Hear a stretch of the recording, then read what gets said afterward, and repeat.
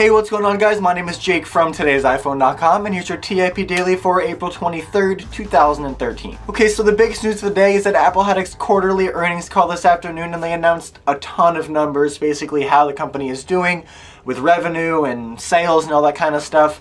So here are some highlights. In quarter 2 of 2013, Apple made $43.6 billion in revenue with $9.5 billion in profit. Now the profit is down a little bit from the same quarter last year where it was $11.6 billion, but the revenue actually jumped a little bit, starting at $39.2 billion this time last year. In January and March of 2012, Apple sold 37.04 million iPhones. They upped that number in January and March of this year to 37.4 million iPhones. iPad sales saw a huge year-over-year jump, starting at 15.4 million last year and hitting 19.5 million this year. iPod sales are down a little bit from 7.7 million to 5.6 million, but that doesn't come as too much of a surprise. The need or desire for a dedicated music player is lessening as people get devices and really multi-capable gadgets that can have a great music player built in and also do a ton of other stuff like an iPhone or an iPad mini. Alright, well that's it for numbers, but there were also a couple very interesting bits of information revealed in this call. First, Tim Cook addressed devices with screens bigger than 4 inches on the iPhone 5. You know, there are phones with 4.5 inches, phones with 5.3 inches, pushing the border of tablets even. When asked about whether an iPhone would launch with a bigger screen in the future, Tim Cook basically said that Apple's competitors sacrificed a lot of things to add these bigger screens to devices, including resolution, color quality, white balance, power consumption, application compatibility, and Apple just really isn't going to sacrifice those things just to have a little bit of a bigger screen on a spec sheet. You know, the company would rather have a fantastic, brilliant, bright, colorful, slightly smaller display than a bigger display that maybe isn't as well performing as it could be.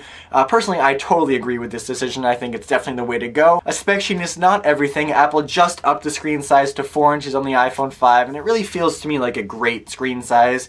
It's bigger than it has been in the past, which it was necessary just because of where the market is going and where applications and video and stuff is heading on mobile devices. You need a bigger screen now, but at the same time it's still totally portable, totally usable with one hand, and it looks insane. I don't feel a want for Apple to up the screen size or really change anything for a while, and it doesn't seem like Apple feels that way either. And finally, the company didn't really address any sort of specific new products coming up in the next year or so, but Tim Cook did spark a lot of attention when he mentioned that there's a great amount of potential for new product categories.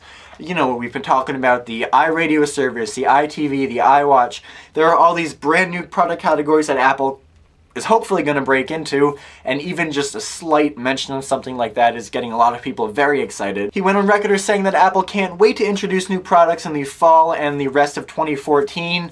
And I'm sure no one else can wait for those products to be announced either. That's really all. A couple callers tried to press him a little bit more, but Tim Cook wouldn't really release any more information, understandably. So it's up to us to speculate what Apple's going to break into and what these new product categories can mean. But fingers crossed that they've got some great things planned for 2014. Okay, well that's all the big news for today, guys. Thank you very much for watching. Your question of the day today is, do you agree with me and Tim Cook in thinking that a smaller, better performing screen is preferred over a bigger and perhaps more power hungry or less saturated or bright screen?